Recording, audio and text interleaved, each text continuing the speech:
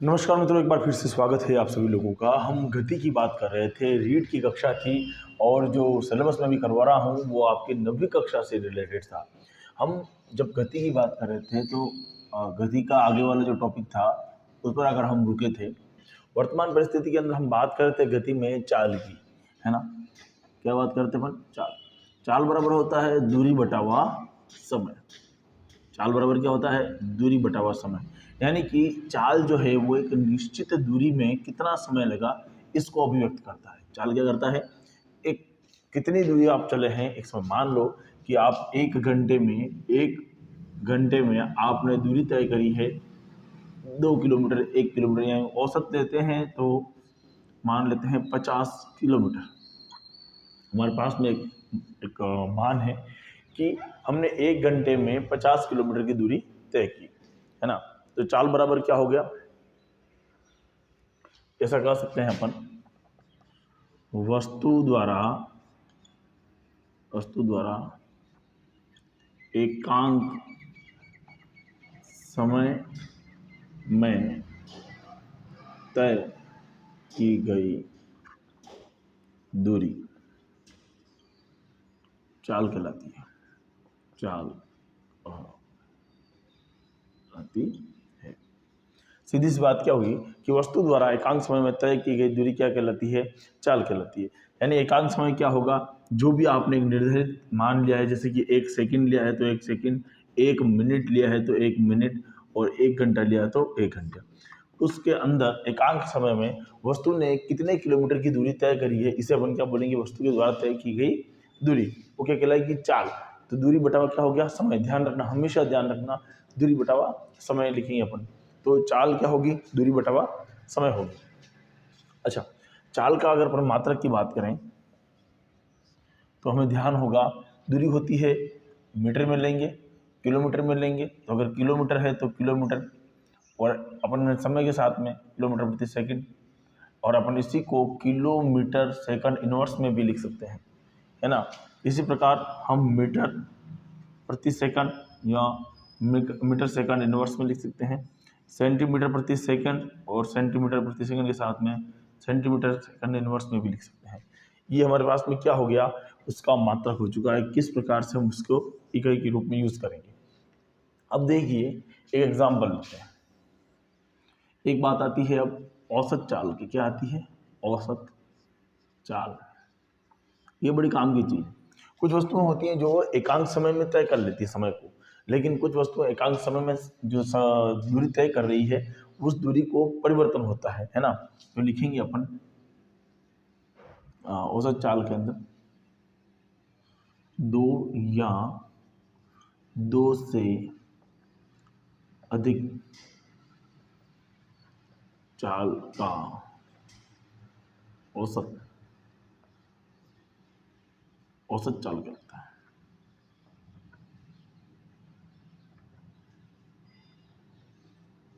जैसे एग्जाम्पल अपन ले, for example लेते हैं कि एक व्यक्ति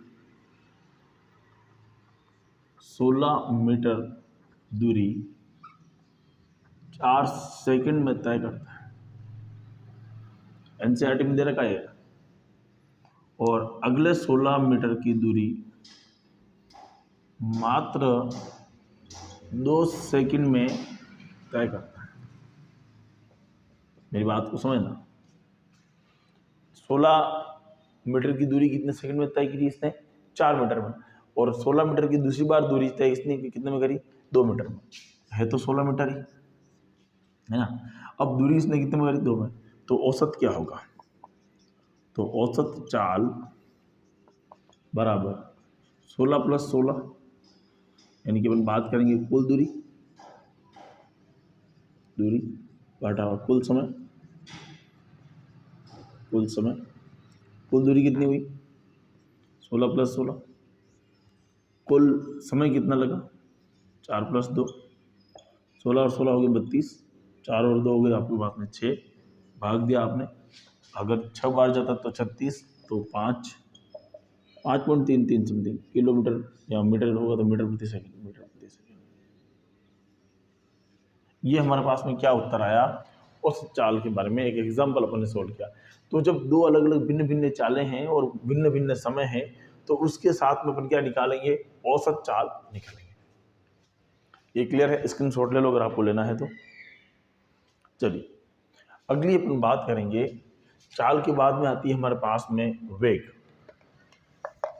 गति वाला टॉपिक चल रहा है, चाल के बाद में कौन आएगा, वेग। ये रहा आपका वेग। वेग का मतलब क्या होगा कि अगर कोई चाल निश्चित दिशा में चले, या यूं कहूं कि जब चाल और दिशा, एक चीज, जब चाल और दिशा दोनों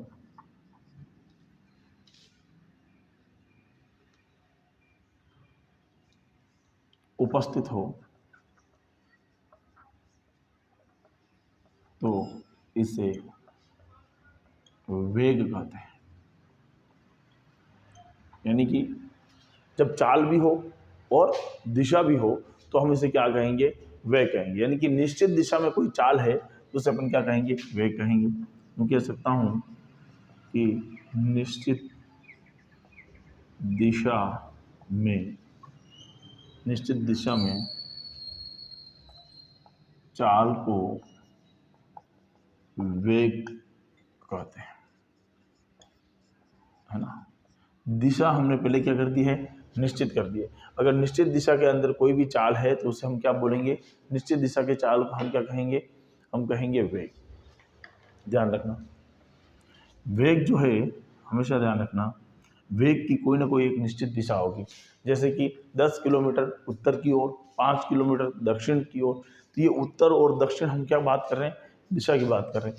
यानी कि वेग जो है, वेग एक सदिश राशि है, सदिश राशि है। ध्यान देना, क्यों सदिश राशि है, क्योंकि इसमें परिमाण के साथ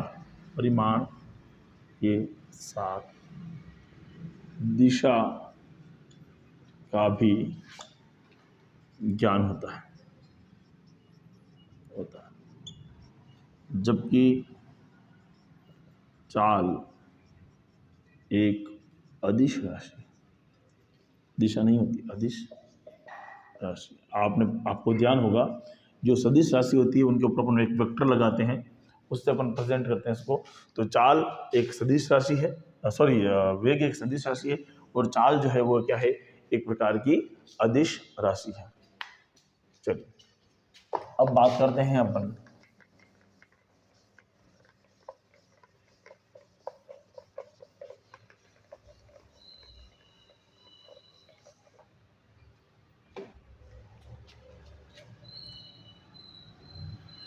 अच्छा, वेग जो है, वेग समान और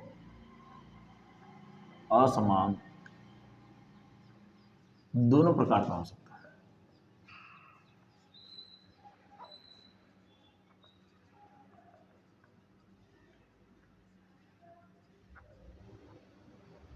समान वेग मतलब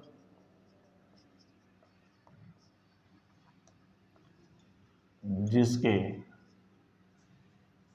चाल व दिशा में कोई परिवर्तन नहीं, कोई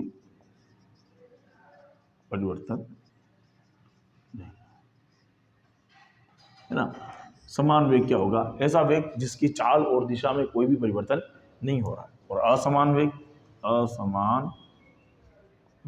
असमान वेग में क्या होगा, उसकी चाल और दिशा में क्या होगा, परिवर्तन होगा। उसकी चाल और दिशा में क्या होगा, परिवर्तन होगा। एक चीज आती है औसत वेग, औसत वेग, औसत वेग किसे बोलेंगे, प्रारंभिक और अंतिम वेग का औसत। क्या कह रहा हूं मैं, प्रारंभिक और अंतिम वेग का औसत। प्रारंभिक वेग को अपन जो दर्शाते हैं वो होता है u, u is equal to प्रारंभिक वेग, प्रारंभिक वेग। v होता है अंतिम वेग, v क्या होता है, अंतिम वेग। प्रारंभिक वेग को अपन किससे दिखा रहे हैं, v से, और v से किसको, अंतिम वेग को। तो हमारे पास में आएगा, अगर अपन बात कर रहे हैं वेग की, तो वेग क्या होगा, v average is equal to u minus v upon 2। ये समीकरण ध्यान रखना, है ना, ये समीकरण है। तो हमें वेग के बारे में पता चला, हमें गति के कुछ नियम के बारे में पता चला। अगली ही क्लास में आज हम और बात करेंगे इसके अगले टॉपिक पे, बिजली चमकती है तो पहले क्यों दिखाई देती है, आवाज़ क्यों पहले नहीं आती है, बहुत सारे टॉपिक हैं, उनके अपन क्लियर करेंगे। तब तक आपको अध्ययन करते रहना है। एग्ज़ाम जो है वो 26 तारीख है, आज 1 तारीख हो चुकी है, जारी रखेंगे अपन इसी बीच में, और अपने मित्रों को इसको जरूर शेयर कर दें। जय हिंद, जय भारत।